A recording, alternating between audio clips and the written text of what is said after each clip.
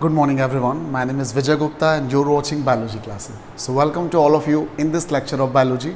Students, today I am going to start a new series for all my 11th and B.Sc second student and also for my student of NEET examination who is preparing for the NEET exam. So in this lecture I will tell you about a new topic, that is a plant morphology. In this lecture, in this series of the lectures, I'll make all the videos related to plant morphology, like different parts of the plants such as root, stem, leaf, inflorescence, flower, fruit, seed, etc. etc. So let's start the video. First of all, what the plant morphology is. The plant morphology is the branch of botany or the biology in which we studied about the external structure of plant, the external features of the plant. As you can see in this diagram, this is a flowering plant or the angiosperm. So this flowering plant or the angiosperm consists of different morphological structures such as root, stem, leaf, fruit, flowers, etc. So the study of all these parts is known as plant morphology. As you can see in the definition, the branch of botany which deals with the study of external structure of plants such as root, stem, leaf, etc. is known as plant morphology. So in plant morphology we studied about the external feature. All the features which can be seen externally in a plant, in a flowering plant, are termed as morphological features of a plant. So we will study about the external structure of plants in plant morphology. What are the external parts? Now as you can see here, I mentioned root, stem, leaf, inflorescence, flower, fruit and seed. So I will make all the lectures on these different topics in plant morphology. Now after the definition, I would like to tell you about the structure of a flowering plant. So as you can see in this diagram, this flowering plant consists of two main parts. The part below the earth is known as the root system, while the part which is above the earth is known as the shoot system. So there are two main parts are found in a flowering plant, root system and shoot system. Now I will tell you about the development of these parts. Suppose that it is a seed, any kind of seed, and you sown the seed in the soil, add water. After some time you'll see this type of structure arises from the seed and moves positively geotropic, and the structure is known as radicle. This radicle grows continuously and finally it forms the primary root. So the origin of root takes place with the help of this radicle. So this is the primary root. After some time this primary root give rise to several branches which are known as the secondary roots or the secondary branches, and after that tertiary branches arises from the secondary branches. So thus a system is developed below the earth is known as the root system, which develops from the radicle of the seed. Now after some time another structure arises from the seed which is known as plenule. It is negatively geotropic, it grows upwards towards the sky. So this structure is known as plenule, and this plenules develop and to form the shoot system which is present above the earth. So the part of the plant which is present above the earth is known as shoot system and develops from the plenule, while the part of the plant which remain embedded in the earth is known as the root system. So this is the root system and this part is the shoot system.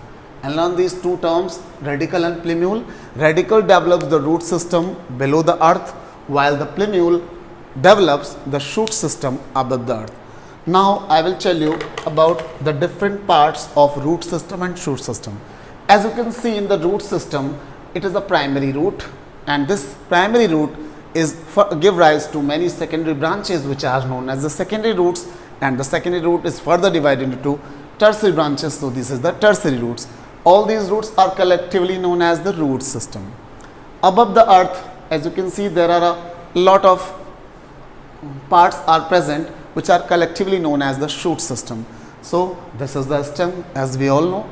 These are the leaves, this is the flower, this is the fruit, and these are the buds. Now there are some special structures are present in the system such as node, internode, axillary bud, apical bud. What are these? So I'll tell you one by one in detail. Suppose that it is a plant, and this plant, the stem, this is the stem, and the stem give rise to numerous leaves, such as this one is a leaf, another leaf, another leaf. The place of the stem from where the leaf arises is known as node. So this is the node which give rise the leaf. Again this is a node, and this is also a node. So the node is a place on a stem from where the leaf arises, and the distance between two nodes is known as internode. So now I think both the terms are clear to you, node and internode. Node is a place on the stem from where the leaf arises, while the distance between two nodes is known as the internodes. So this is the internode. Now another term, as you can see, this is an angle. This is an angle which is formed by the leaf and stem. So the leaves form an angle with the stem, and this angle is known as leaf axis. This angle is known as leaf axis because it is present in the axis of leaf. If a bud is present in the leaf axis, then this bud is termed as the axillary bud because it is present in the axis of the leaf. So as you can see in this diagram, these are the axillary buds. This is the axillary bud. These are the axillary buds which are present in the leaf axis. So I told you what is the leaf axis? The angle which is formed by the leaf and stem, or the leaf form an angle with the stem, is known as the leaf axis, and if the bud is present in the leaf axis, it is called as the axillary bud, and this axillary bud give rise to numerous branches or the leaf. So this is the axillary bud. Now another bud is apical bud. At the terminal portion of the plant, a bud is also situated which is known as the apical bud. So it is the apical bud because it is present on the apex of the plant. It grows vertically and helps in the formation. It forms the length of the plant. So it is the apical bud. So these are two types of buds, axillary buds and apical buds. Apical buds are also known as terminal buds because they are terminal in the plant. Now after these buds, I will tell you another bud, that is the flowering bud. In some plants, flowers are produced during the breeding season only. At the time of reproduction, these axillary and apical buds modified into flowering buds and give rise to a flower. So this is the flowering bud. So I think I told you all the parts of shoot system and root system. So it was the introduction of a flowering plant and introduction about the plant morphology in this video. In my later videos, I will tell you in detail about root, stem, leaf, inflorescence in detail. So it was all about the introduction of plant morphology. I'll tell you in detail in my next videos. So thanks for watching. Have a good day.